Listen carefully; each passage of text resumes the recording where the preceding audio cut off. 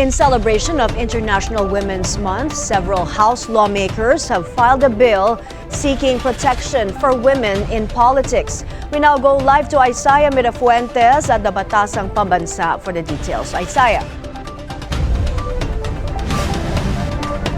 Yes, may higit sa 40 kongresista dito sa Kamara naghain nga ng panukalang batas na para naman sa mga babae sa politika.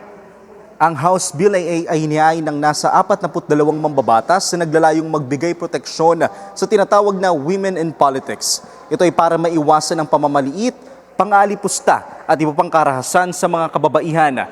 Kabilang sa mga naghain nito ay sina ML Party List Representative Laila de Lima, Iloilo Congresswoman Julian Baronda. Suportado din ito ng mga lalaking mambabatas na sina Manila 3rd District Representative Joel Chua at La Union 1st District Congressman Paulo Ortega. Ayon kay de Lima, saklaw ng tinatawag na women in politics ang mga transgender.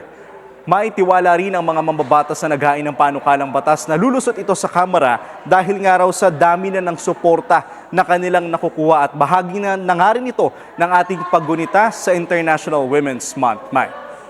Isaiah, paki-explain ulit yung motivation behind the filing of this bill. Ito ba ay dahil sa yung sinabi mo ngang pamamaliit doon sa mga kababaihan sa politika?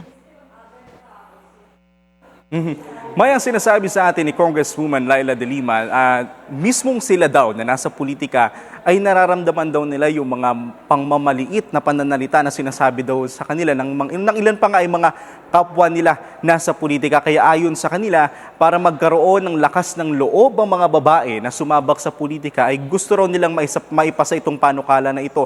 Lalo na't malapit na ang eleksyon na kung saan posible daw gamitin ng ilang mga tumatakbo sa halalan o kung kalaban daw nila ay babae, posible daw nilang gamitin ang pagiging babae ng isang kandidato para maliitin ito o para sabihin ito ng mga masasakit na salita. May. Isaiah, di ba mayroon na tayong Magna Carta for Women?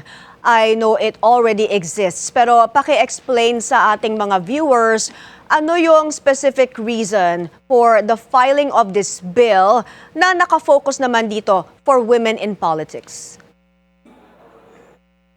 Tama ka dyan, May, no? Meron na nga tayong Magna Carta for Women. Ang sinasabi sa atin ng mga kongresistang naghain ng panukala, mas gusto daw nila mas direkta kasi mukhang hindi naman daw nila nararamdaman na may batas na para sa kanila.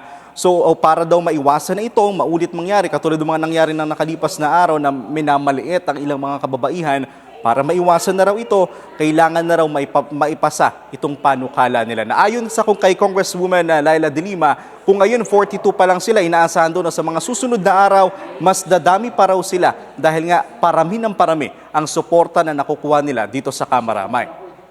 Maraming salamat, Isaiah Mirafuentes, live na nag-uulat mula Batasang Pambansa.